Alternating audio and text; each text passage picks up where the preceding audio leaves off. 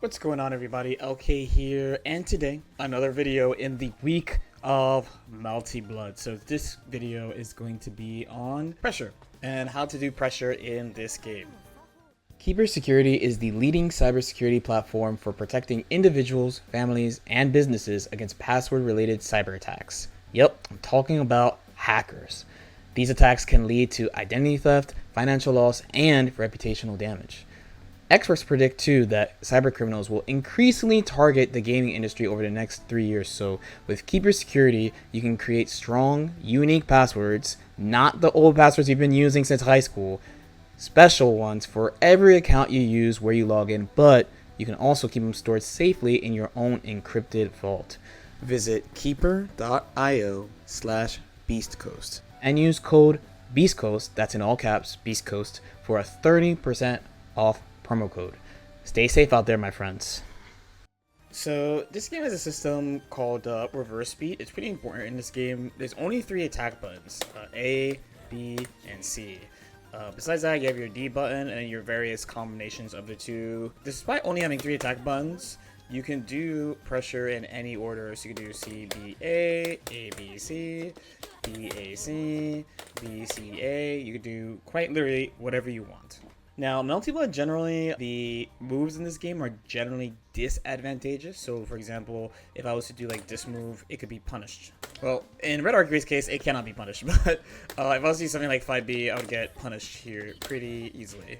So, step 1 would be to actually like learn what is advantageous for your character. Every character has different stuff, of course. So, in like Red Arcwade's case, for example, she's got this. This is extremely advantageous. She has this, which is +2.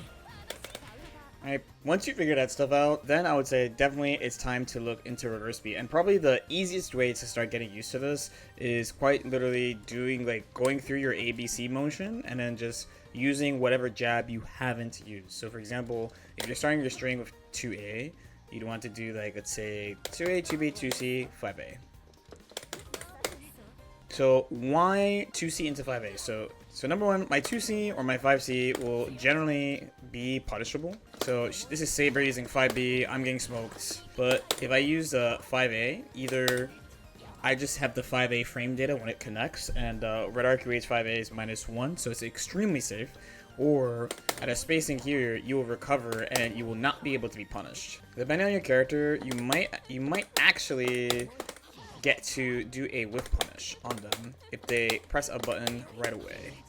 Now, once you get the hang of doing this, then you can start exploring a little bit of how to build your character's block strings specifically. So the main way that I would explain it is that this string that you've already learned going into 5A like this, you're technically disadvantaged there. Right? It's however many frames of blocks that this has, and the total duration of this will determine what your actual advantage is. You really can't be punished, but you're also not advantageous. So you want to mix this up with either another normal or a special move to use as a frame trap so that you will be able to continue to push your pressure. So if I was going to use Red Arcwade as an example here, you might want to consider doing delay 2C. She has a 2CC as an option, so you can try doing 2CC, or you could do delay cancel into the ring special. If you can get your opponent to respect these follow-up options, then you can start mixing in your whiff cancels and pushing your turn more.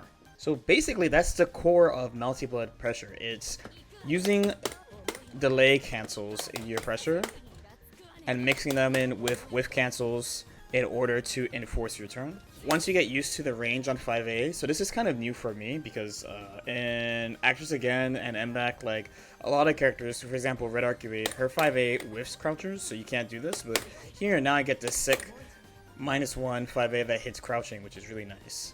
So the mix-ups in this game so far are not as strong as previous versions, so your main way of opening people up probably is going to be some type of strike throw. You can make throws really ambiguous using your jab normals, especially considering how you can do heavy buttons into jabs like this.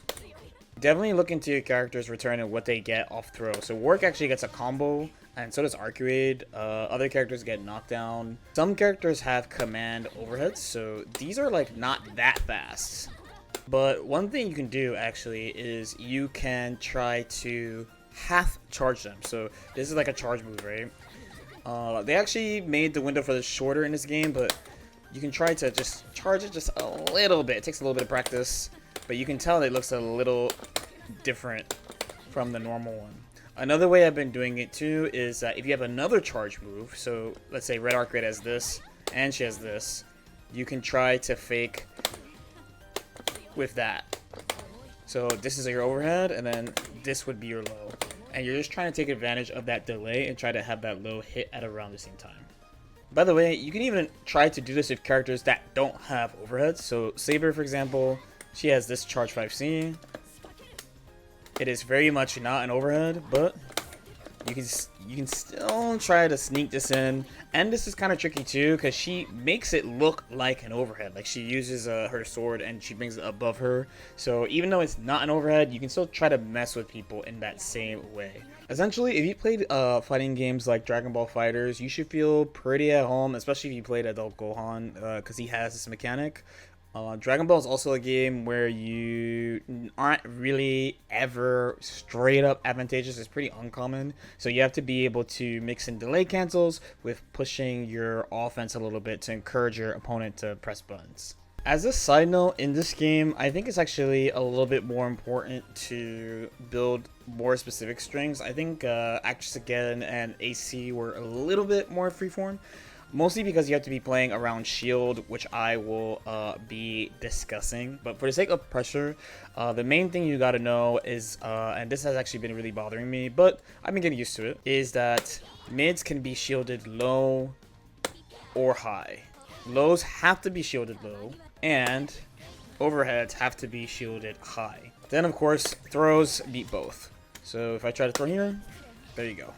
So keep that in mind as well, just for when you're originally building your strings. So the last thing I want to touch on actually is how you can position yourself to be advantageous, even though you're technically minus. So for example here, I'm going to use a pretty simple string. I'm just going to I do this pretty often, so her 5A does not reach me here. So if you feel like you have problems with someone only mashing when you're trying to run in, you can take advantage of the fact that the moves don't have like a super short total duration to actually tag their mash from a distance. This is another way you could use to discourage them that's not delay canceling. So the only reason I didn't mention this before is that this is pretty character specific. Like you would have to test if your character against other characters, where what I explained at the beginning is something you can use immediately. So in this case with Saber, if I switch the reversal button to flight B, so what it's gonna look like now is a lot of like clashing or I'm going to lose. So here, this actually the old thing we said would be the best thing.